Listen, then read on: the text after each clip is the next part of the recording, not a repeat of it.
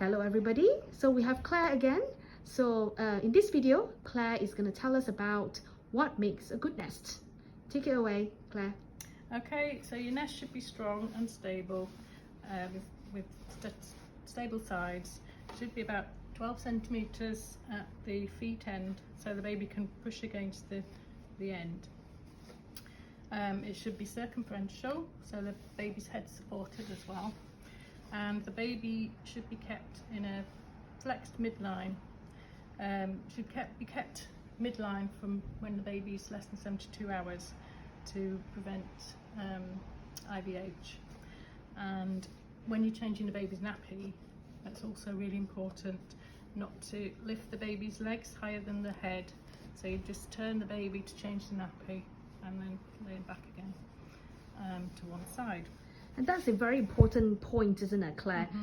So in our new developmental guideline, you will see that we have made recommendation that for our babies who are less than 28 weeks gestation, in the first 72 hours of age, the head, like what Claire has mentioned earlier, should be kept in the midline. So that means that we do not encourage the head to be nursed, flexed to the side, on either side, or on prone position in the first 72 hours for our less than 28 weeks baby. And that is because the risk of IVH is high in the first 72 hours, and by keeping them in the midline, we will promote the blood flow, normal blood flow to the brain to reduce IVH. Okay, so it's also important to elevate the incubator, so the head end, so it should be about 30 degrees elevated. That's to promote pulmonary, cardiovascular and intestinal function.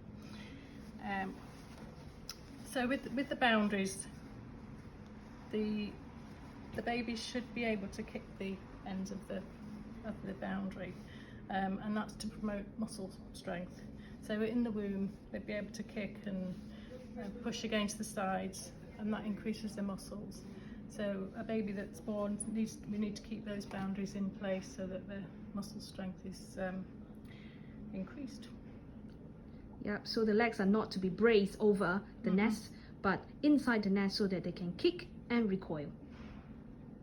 Yeah. Okay. Yep.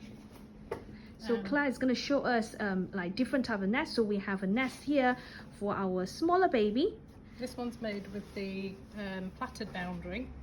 With the silk sheet, because this baby is less than 26 weeks gestation. And we can use a silk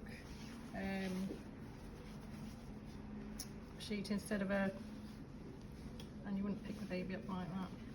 So you could. So that will be put on top of the nest as the last step. And then you can put the baby's arms in midline, encouraging them to bring their hands to their face like that. Yeah. And that's self-soothing. Yeah. Okay. So then we have a bigger nest here for a bigger baby, and we've got a towel. This one's made with a towel.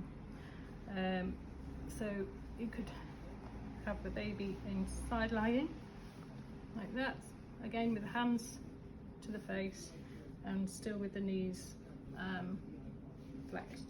Yeah. And again, you can turn the baby onto his tummy, but you can't really do it on this doll. Yeah. But when you're turning babies over, it's really important that you don't just flip them over, because that again can cause IVH. So you just do it really slowly and gradually. But you wouldn't have the baby facing the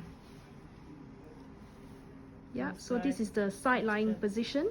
Yeah, and sort of like, so yeah, you've got the hands to the face still and the knees bent.